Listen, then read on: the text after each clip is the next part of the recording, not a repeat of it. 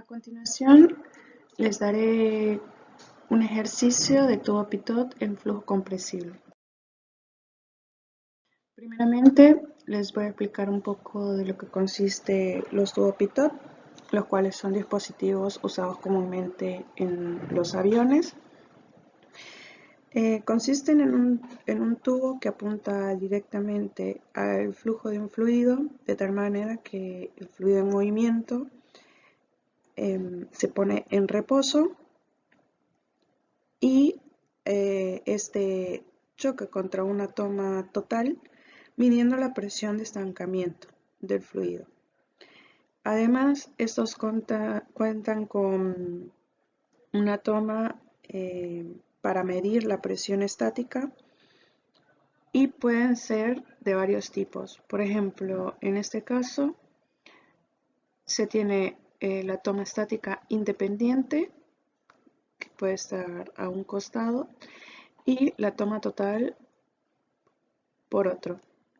En este otro caso se tiene combinada tanto la toma estática con la toma total, que podemos ver que el tubo en medio sería nuestra toma total y a los costados está la toma estática, y la velocidad se obtiene a partir de la medición de esta diferencia de presiones. Por acá podemos ver la disposición de los tubos pitot en los aviones. En el caso de la toma estática independiente, que se dispone a un lado diferente de las tomas totales, y en el caso combinado, que es un solo tubo, se pueden disponer tanto en las alas como en las narices. Bien, el ejercicio consiste en un tubo pitot que mide las presiones indicadas en la figura, que son de 80 kilopascales y 120 kilopascales, a una temperatura de remanso de 100 grados centígrados, y nos pide calcular la velocidad del aire, considerando en el primer caso flujo incompresible y en el segundo caso flujo compresible. Para el primer caso de flujo incompresible tenemos las hipótesis de fluido ideal, y además para la ecuación de Bernoulli despreciamos la diferencia de alturas. Tenemos como dato la constante universal de los gases al ser un fluido ideal, y bueno, ahora procedemos a evaluar la ecuación de Bernoulli en dos puntos dentro del fluido. Como en el caso del primer punto, lo disponemos cerca de la toma estática, siendo aquí donde se mide la velocidad del fluido. Y el segundo punto lo disponemos en la entrada de la toma total, y acá se sabe que la velocidad, el fluido se frena obteniendo una velocidad nula, por lo que V2 sería igual a 0. Luego, despreciando la diferencia de altura y sabiendo que V2 es igual a 0, podemos despejar la velocidad en 1, siendo esta función de la diferencia de presiones y de la densidad.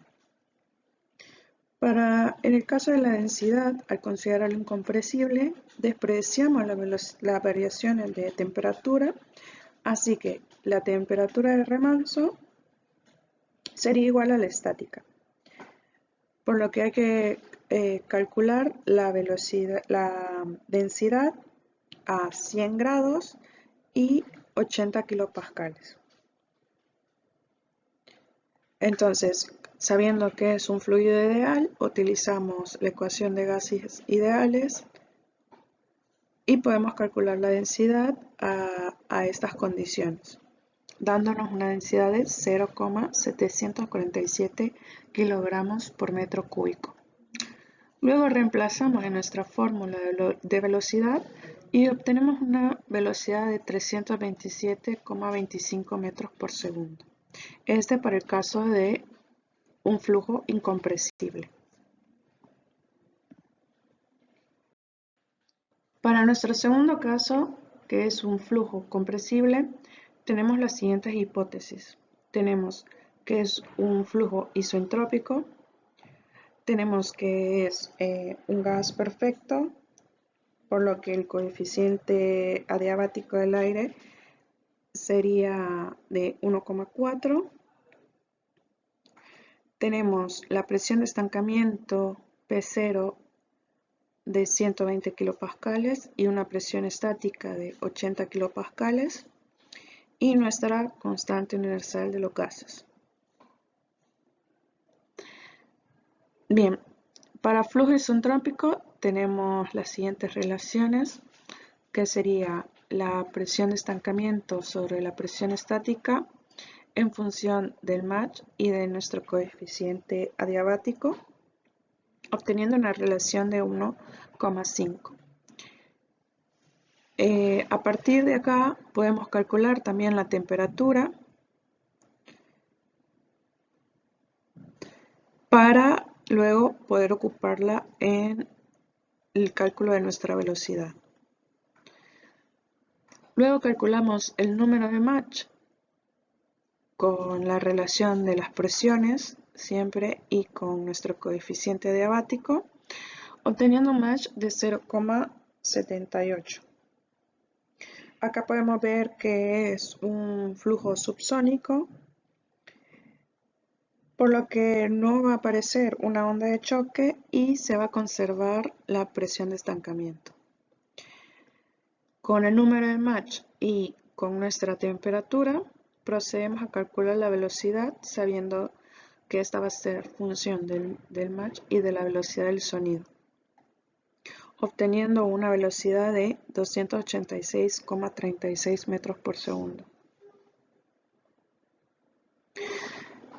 Como forma comparativa, calculamos la densidad de remanso para ver la diferencia entre considerarlo compresible o incompresible. Nuestra densidad también parte de las relaciones de flujo isentrópico, teniendo la relación de las presiones y nuestra densidad estática. Entonces, la densidad vendría siendo de 0,997 kilogramos por metro cúbico. Acá ya podemos ver el error que se comete al